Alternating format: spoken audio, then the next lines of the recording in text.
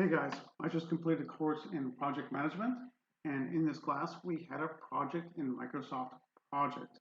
Imagine that. So if you're taking a class right now and you have a project in Microsoft Project, you may want to watch this video and the other videos that I have, and you'll be just fine.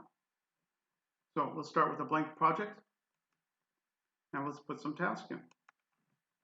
Let's start our project, enter. Let's plan our project, enter. Let's acquire equipment.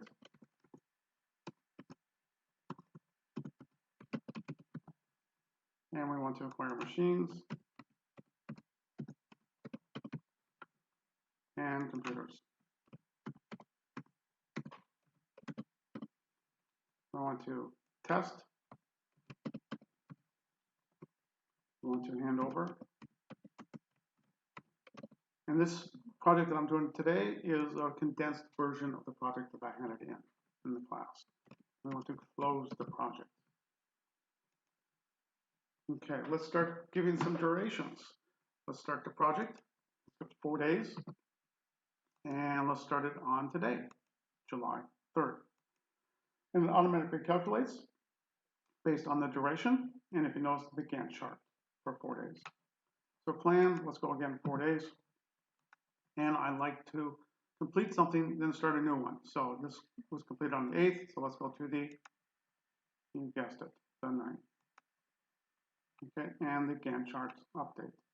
Acquire equipment, let's put 15 days, and we want to start on the 15th.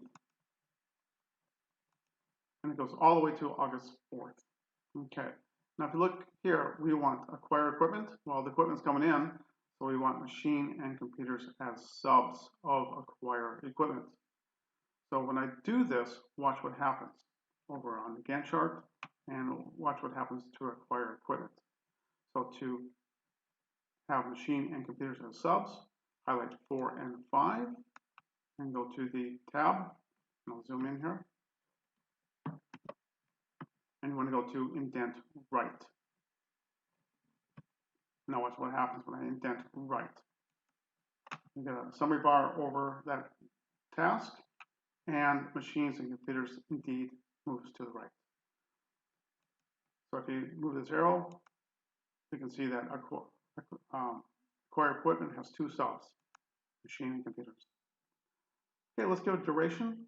Ideally, at least for this situation, we want the machines and computers duration equal the total time of acquire equipment. So let's put 8 and 7.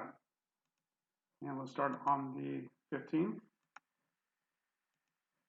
and start on the 25th. So we actually completed it. So go to test. We're on 4 days of testing, 3 days of handover, and 1 day of closure. So we want test on the 4th. The new month though, August 4th. Let's go to the 5th. Handover. We want the 11th. And closure, we want a new month. August 11th. Closure, the 14th. Okay. So let's link all the tasks together. So hit start and move your cursor down so it's all gray. Then link your project together and watch what happens on the Gantt chart on the right hand side. You start, complete, and move on to the next. See the down arrow? Okay, let's take a look at our entire project now. Let's go to View and Entire Project. And here's our entire project. We have Acquire and Delivery.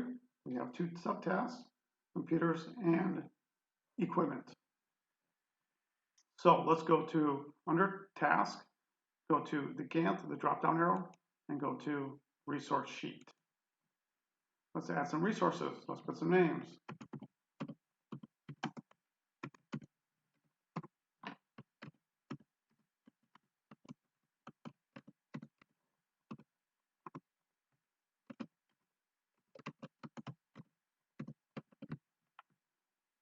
And I'll give the 3 an hourly rate here in a minute.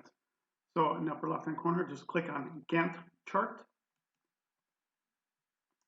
and move this over to the right. And we have resource name. So let's apply everybody, Donald. And let's what happens over here. It applies all 3 names to the start. Let's go to plan, all 3, and all 3 names are added.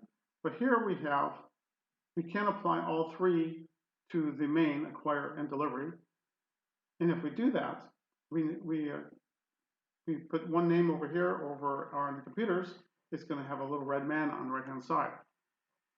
So I'll show you. So let's just put Donald, and we'll put Porky, and we'll put Elmer here.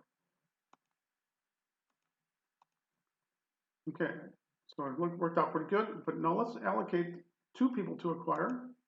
Put Donald and Elmer, and a little red man will appear over here on the right hand side. So let's just put Donald. If I hover over that error, this task has over-allocated resources because we have not enough people. So let's get rid of Elmer here, and it should go away, and it does. But we can allocate all 3 here, hand over all 3 here, and closer, all 3 should be at the closing party. Okay, let's go to view, and let's look at our entire project. Okay, looks pretty good. So let's put a new column here, cost. But first we'll go into the upper left-hand corner and go to, let's go to task first. Upper left-hand corner, drop-down arrow, and go to resource sheet, and start applying some hourly rates. Just make it nice and simple. Backspace 100. Backspace 100. Backspace 100. So everybody makes $100 an hour. And let's go click on Gantt chart and add new column. Let's go cost.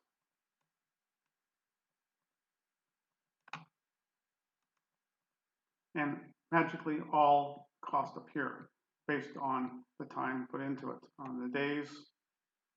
Okay. So at this time and point, we are ready to build a chart. We built some reports for the boss. So we'll go to report and go to cost. And let's do total cost overview.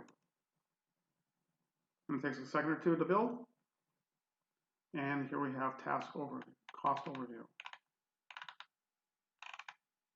Okay, so let's go back to task and go to Gantt chart. Okay, let's say start is 100% complete. How do we do that? So you just click on the 1 and click here and watch what happens within the bar here. And 100%. And let's say it's not quite 100%. You just go down to mark on track and update task, and you can adjust to whatever. And you also have 75, 50, 25 also. So again, if you watch this video and watch my other videos in Microsoft Project, you'll be just fine in your project for school.